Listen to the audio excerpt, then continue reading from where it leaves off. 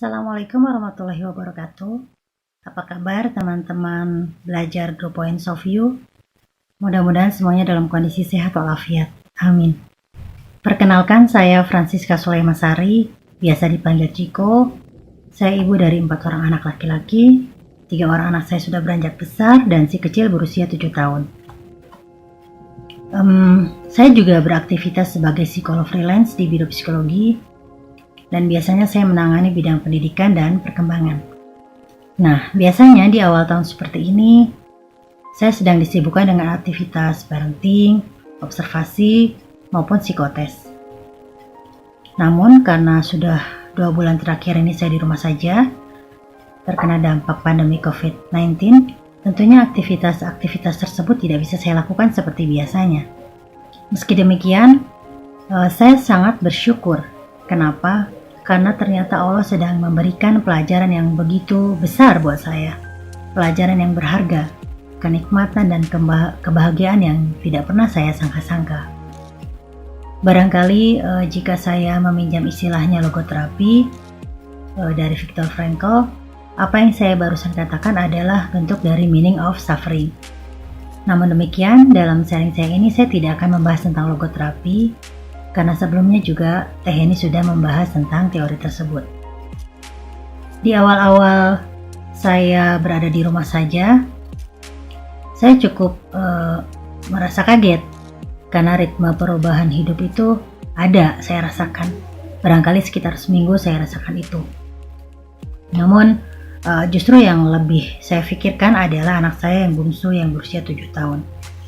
Kenapa demikian? Karena bagi anak saya tersebut, kebutuhan untuk bermain di luar rumah, bermain dengan teman sebaya itu masih sangat besar. Setiap hari, jika dia pulang ke rumah, dia akan langsung membuka seragamnya dengan pakaian bermain, lalu mencuci kaki, mencuci tangan, makan minum sebentar, lalu dia pasti akan pamit dengan orang yang ada di rumah. Aku mau main, itu yang biasanya dia katakan. Tentunya kami tidak bisa mencegah hal itu. Kenapa? Karena di usia 7 tahun, bermain itu masih sangat penting buat dia. Karena bermain akan menstimulasi berbagai aspek perkembangan anak. Baik itu yang berhubungan dengan aspek motorik, yaitu kemampuan menggerakkan otot-otot halus dan otot-otot kasar, atau yang biasa disebut motorik halus dan motorik kasar. Bermain juga menstimulasi kemampuan kognitif, yaitu kemampuan menerima, memproses, dan memberi makna informasi yang diterima melalui panca inderanya. Hal lainnya, bermain juga menstimulasi kemampuan bahasa anak, yaitu kemampuan anak dalam mengungkapkan ide-idenya, perasaannya, harapannya kepada orang lain, termasuk bagaimana anak menangkap dan memahami apa yang disampaikan oleh orang lain. Bermain juga menstimulasi kemampuan emosi, yaitu bagaimana anak mengenali perasaannya, bagaimana dia mampu mengekspresikan dan mengendalikan perasaannya secara tepat di lingkungan. Hal lainnya, bermain juga menstimulasi aspek kemampuan sosial, yaitu bagaimana anak menyesuaikan diri di lingkungannya, bagaimana dia memberikan respon, berbagi, dan menjadi bagian dari lingkungannya. Bermain juga berhubungan dengan perkembangan moral, yaitu anak membedakan benar salah, hal-hal yang prioritas, penting tidak penting, boleh tidak boleh, yang biasanya berhubungan dengan nilai-nilai agama dan nilai-nilai norma sosial yang berlaku di lingkungan masyarakat. Memang sebenarnya perkembangan itu kan yang menstimulasi banyaknya orang tua. Namun dari bermain, anak juga terstimulasi banyak hal. Nah, berkaitan dengan anak saya yang bungsu, berkaitan dengan pola bermainnya ini memang cukup unik. Kenapa? Karena anak saya ini menghabiskan waktu bermain dari waktu pulang sekolah hingga waktu maghrib. Jadi sebelum waktu petang, sebelum terdengar kumandang azan maghrib, dia belum mau pulang. Dijemput jam 4 sore atau jam 5 sore, dia tetap tidak mau pulang, biasanya malah mogok dan menangis. Dan tentunya saya tidak bisa memaksakan anak saya. Saya hanya perlu mencari trik-trik yang membuat anak saya merasa nyaman. Saya juga berprinsip bahwa kematangan perkembangan itu tidak bisa dipaksakan, tidak bisa dikarbit. Biarkan dia matang sesuai dengan waktunya, secara natural, secara alamiah. Barangkali bagi sebagian besar orang tua kok menjadi aneh, karena mainnya terlalu lama, tidak ada aturan, tidak ada disiplin. Hal-hal itu pula yang disampaikan oleh kakak-kakaknya, karena pada saat usia mereka sama dengan adiknya, mereka tetap bermain, namun juga tidak sampai maghrib. Mereka mengikuti aturan saya jam berapa harus pulang ke rumah. Nah, terkait dengan pola bermain anak bungsu saya ini memang termasuk yang unik. Biasanya sesampainya di rumah, dia akan sangat antusias menceritakan permainan bersama temannya.